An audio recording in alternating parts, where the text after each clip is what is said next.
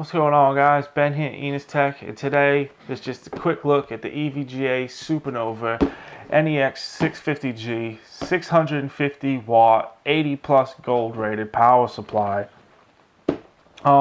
Just quick on the box, if you look to the back, it should have most of the information you need, including what connectors are there, features it does. It provides up to 650 watts of power at 50 degrees Celsius.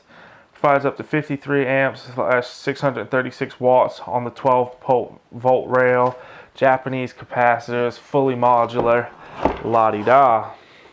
We of course have our installation guide booklet that'll go into more detail about all of those specifications, so you can know exactly which plug is going to do what and how much power it's supposed to draw. So if you have any issues or concerns, you can go ahead and just troubleshoot that stuff and see if you can't hopefully sort it out and get all your troubles going. All right, have a look at the PSU in a second. First up, for accessories, we have our power plug, so UK mains lead here for me.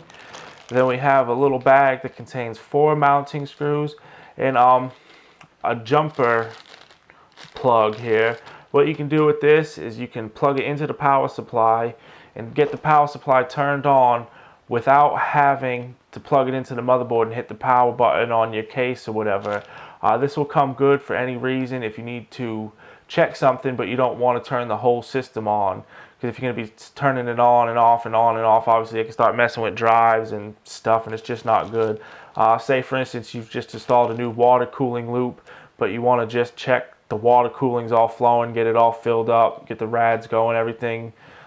You use this bad boy and it won't power up the motherboard and all that, so that always comes in handy. We of course have the 24 pin ATX cable. This is going to be the main thing that we said, which will you either plug into the motherboard or into that jumper. We have the CPU cables. There are two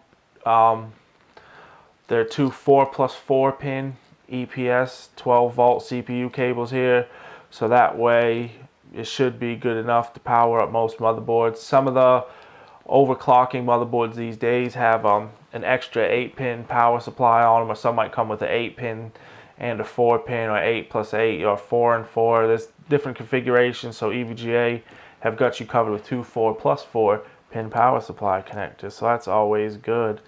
We have the PCI cables. There are 4 6+2 pin cables here, because a lot of graphics cards will either have a 6-pin input needed or an 8-pin.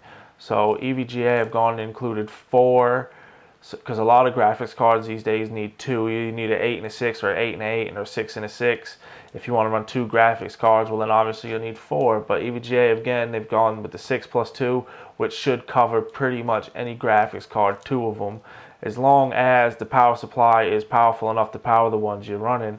Now obviously you're not going to want to run 2 very top-end graphics cards that each require a 550 watt power supply, but if you can run them on this, EVGA have got you covered. We have the SATA cables. There are 3 cables, each with 3 connectors on them, SATA power, so we can go ahead and power up hard drives, fan controllers, and all that fun stuff. And then we have the Molex cables here, which are, it says there's 1 times 3, but there's more than that.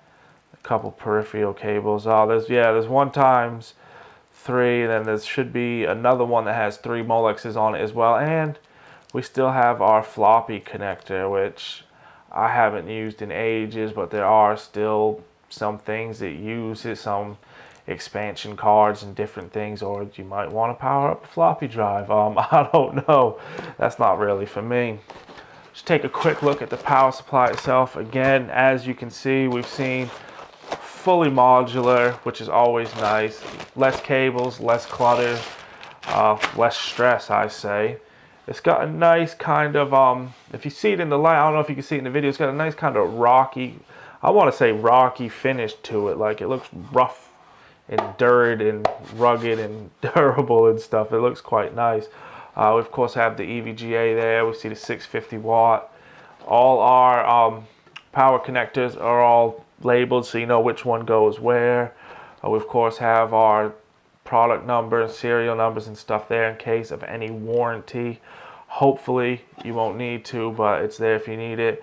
On both sides they flipped the little description here, so depending on which way you put the power supply in, it should be facing up, but it just gives a little bit more information on the AC input, DC output, and all the voltages and stuff. That's pretty much it. It seems to be a rugged power supply. I don't have a proper power supply tester, but I am going to hook this bad boy up, have a bit of a play with it, see how it does, and I will conclude with a bit of a written overview on my website. So make sure y'all check back for that. When it's live, the link will be down in the description. So check that out, see what my final thoughts are on this once I've got it installed and powered up. As always, thank you guys for watching. If you've got any feedback, good, bad, ugly, whatnot, down in the comments below, it's always appreciated. And please stay tuned in the future for more content.